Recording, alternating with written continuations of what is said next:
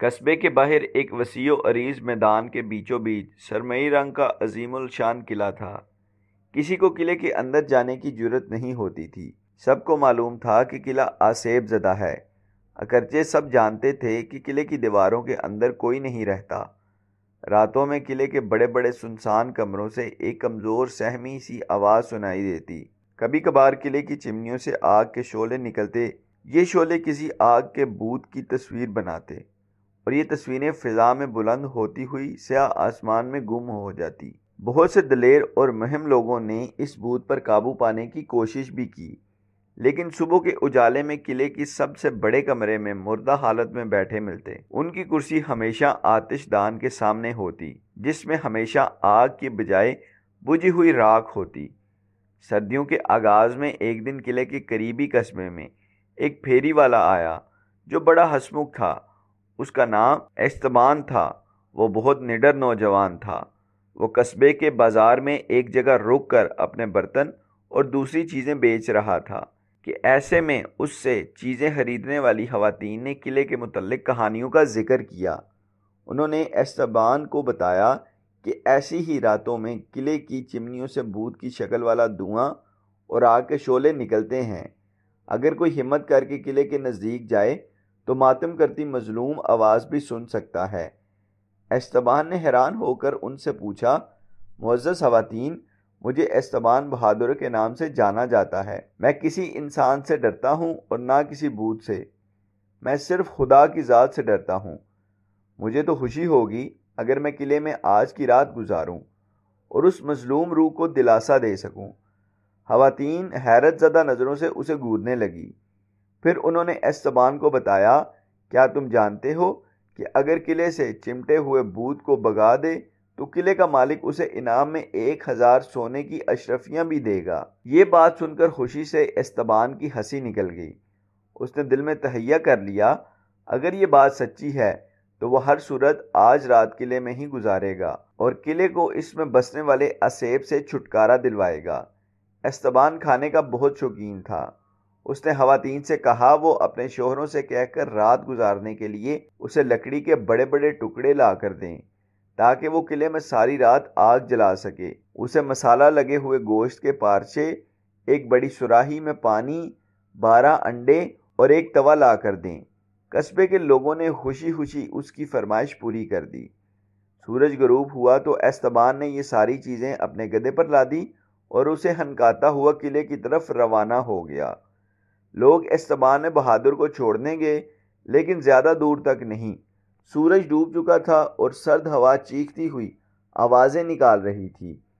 ہوا میں ہنکی بھی تھی اور بارش کی بوندیں بھی۔ ایستبان نے گدھے کو قلعے کے دروازے کے پاس باغیچے میں گھاس چرنے کے لیے چھوڑ دیا۔ پھر اس نے لکڑی کے ٹکڑے اور کھانے کی چیزیں قلعے کے بڑے کمروں میں پہنچائی۔ کمرے میں اندھیرا تھا۔ چمگادڑوں کے پروں کی پھڑپھڑاہٹ اسے کمرے کی چھت کے قریب سنائی دے رہی تھی۔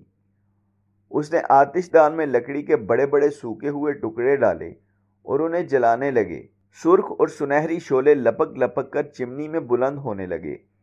ایستبان بیٹھ گیا اور آگ کی تمازت محسوس کرنے لگا۔ اس نے خود کلامی کرتے ہوئے کہا، آگ سے سردی بھی بھاگ جاتی ہے اور خوف بھی نزدیک نہیں آتا۔ اس نے توا آگ پر رکھا اور احتیاط سے گوشت کے پارچے سینکنے لگا۔ بہت سوندھی خوشبو آنے لگی۔ پھر اس نے پانی انڈیلنے کے لیے ابھی سراہی کو اٹھایا ہی تھا کہ چمنی سے وہی مری ہوئی کمزور آواز آئی، اوہ میں مرا، اوہ میں مر گیا۔ ایستبان نے جلدی جلدی پانی کا گونڈ حلق سے نیچے اتارا اور پھر سراہی قریب ہی رکھ لی۔ وہ بولا، اے میرے دوست، تم نے میرا استقبال خوشی سے نہیں کیا، لیکن کم از کم یہ میرے گدھے کی آواز سے بہت اچھی ہے جسے مجھے ہر وقت سننا پڑتا ہے۔ پھر بھی آخر یہ آواز انسانی ہے۔ یہ کہہ کر وہ گوشت کے پارچے توے پر پلٹنے لگا۔ دوبارہ آواز آئی، او میں مرا، او میں مر گیا۔ ایستبان نے پکے ہوئے گوشت کے ٹکڑے احتیاط سے رکابی میں رکھے۔ پھر اس نے ایک انڈا توڑ کر توے پر ڈال دیا۔ وہ انڈے کو تل ہی رہا تھا کہ دوبارہ آواز آئی۔ اب آواز میں کپکپاہٹ اور خوف کی جھلک تھی۔ کوئی بولا، نیچے مجھے سنبھالنا، میں گرنے والا ہوں۔ ایستبان بولا، ٹھیک ہے، لیکن میرے توے پر نہ گرنا۔ تبھی دب سے کوئی چیز گری۔ یہ انسانی ٹانگ تھی جو چمنی کے باہر قریب ہی پڑی ہوئی تھی۔ ٹانگ پاجامے میں ملفوف تھی۔ استبان نے ایک گوشت کا پارچہ انڈے کے ساتھ کھایا اور پانی کے 2-3 گھونٹ بھرے۔ خنک ہوا قلعے کے ارد گرد سیٹیاں بجاتی گزر رہی تھی اور تیز بارش پورے زور سے کھڑکیوں سے ٹکرا رہی تھی۔ تبھی وہی آواز جس میں بہت جلدی تھی آئی، نیچے دھیان رکھنا، میں گرنے والا ہوں۔ پھر ایک اور دب کی آواز کے ساتھ کوئی چیز چمنی سے نیچے گری۔ استبان نے قریب پڑی چیز کو دیکھا، وہ دوسری انسانی ٹانگ تھی جیسی پہلی تھی۔ استبان آتش دان سے تھوڑا ہٹ کر لکڑی کے اور ٹکڑے لایا اور انہیں آگ میں جھونک دیا۔ پھر اس نے کچھ اور گوشت کے قطلے اور انڈے توے پر ڈالے۔ تبھی چلاتی ہوئی آواز گونجی، میں گرنے والا ہوں، مجھے سنبھالنا۔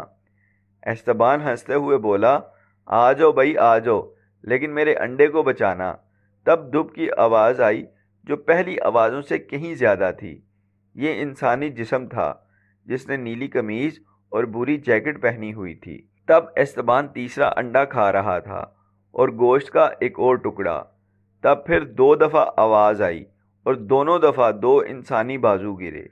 اب ایک طرف تو استبان مزید گوشت کے ٹکڑے سینک رہا تھا تو دوسری طرف سوچ رہا تھا کیا اب گرنے کے لیے سر ہی بچا ہے۔ مجھے بھی اشتیاق ہو رہا ہے کہ میں اس شخص کا چہرہ دیکھ سکوں۔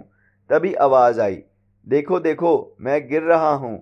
اور پھر وہی ہوا جس کے بارے میں استبان سوچ رہا تھا، یعنی سر بھی چمنی سے فرش پر آ گرا۔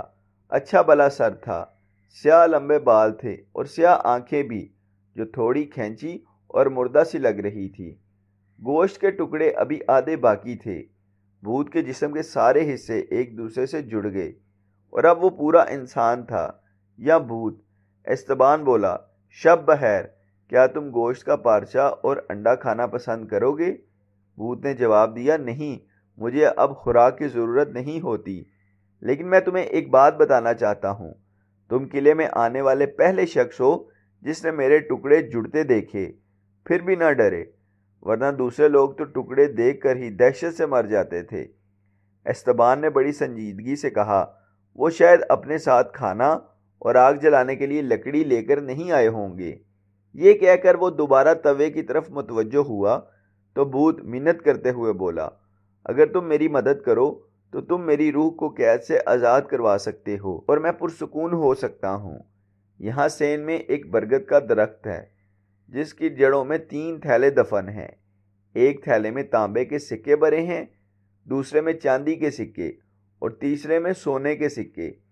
میں نے زندگی میں دوسرے ساتھیوں کے ساتھ مل کر لوٹے تھے۔ میں انہیں چھپانے کے لیے قلعے میں لے کر آیا تھا، لیکن جب میں انہیں دبا چکا تو میرے ساتھیوں نے مجھے پکڑ لیا اور قتل کر کے میرے جسم کے ٹکڑے کر دیے، لیکن وہ سکے نہیں ڈھونڈ سکے۔ اب میرے ساتھ آؤ اور انہیں کھود کر نکالو۔ تانبے کے سکے قصبے کی عبادت گاہ کو دے دو، چاندی کے سکے غریبوں میں بانٹ دو اور سونے کے سکے تم رکھ لو۔ ممکن ہے اس طرح میرے گناہوں کی تلافی ہو جائے۔ استبان صحن میں بھوت کے ساتھ گیا۔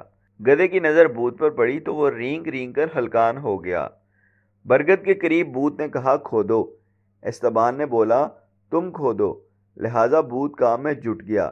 کچھ ہی دیر میں 3 تھیلے برآمد ہو گئے۔ بھوت بولا، وعدہ کرو تم میرے کہے پر عمل کرو گے۔